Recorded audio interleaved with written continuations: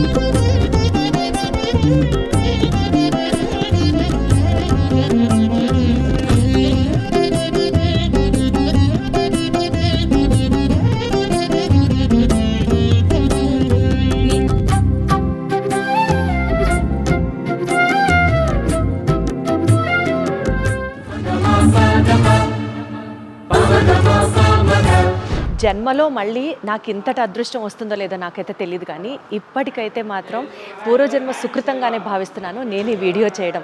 శివుడిని ఎన్ని సంవత్సరాలు పూజించినా ప్రార్థించినా ఇంతటి అద్భుతం నాకు లభిస్తుంది అన్నది మనస్ఫూర్తిగా నేను ఇవాళ మీ అందరితో షేర్ చేసుకుంటూ చెప్తున్నమాట. ఎందుకంటే ఇప్పుడు మీరు విజువల్స్లో చూస్తున్నటువంటి సోమనాథ జ్యోతిర్లింగానికి సంబంధించిన చరిత్ర సాక్షాత్తు ఆ శివుడే నా చేత మీకు చెప్పిస్తున్నాడు అన్నది నా భావన. సరే, ముందుగా సోమనాథ జ్యోతిర్లింగాలలో ఒకటైనటువంటి శివలింగాన్ని గురించి విశిష్టత మీకు నేను చెప్పాలనుకుంటున్నాను.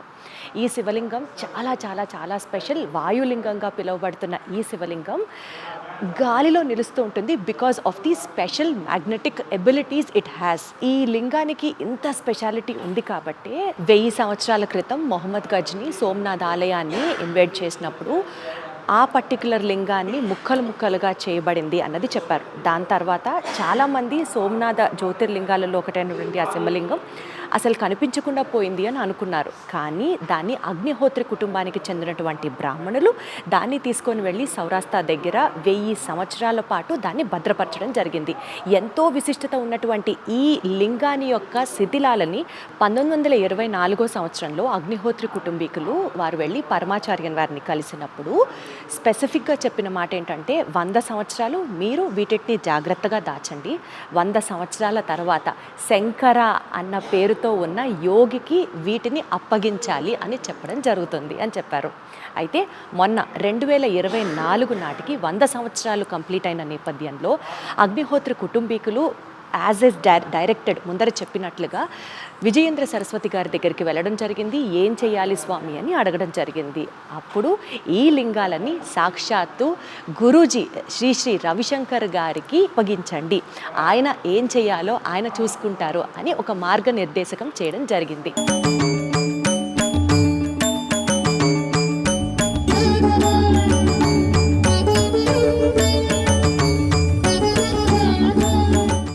తద్వారా ఇక్కడికి ఆ జ్యోతిర్లింగాలు రావడం జరిగాయి.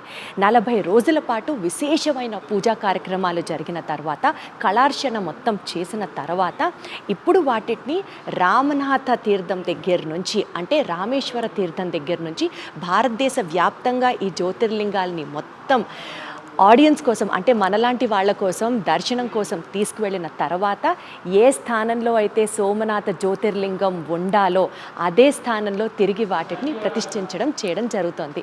ఈ కార్యక్రమాన్ని మొత్తం ఇదిగో నా వెనకాల ఉన్నటువంటి ఈ జ్యోతిర్లింగాల యొక్క స్టోరీని ఈ ద్వారా మీకు నేను తెలియజేయడం అన్నది సాక్షాత్తు ఆ ఈశ్వరుడే నన్ను మధ్యలో ఒక వెహికల్గా మొత్తం నా చేత మాట్లాడిస్తున్నాడు అన్నది మాత్రం నాకు స్పష్టంగా అనిపిస్తున్న మాట.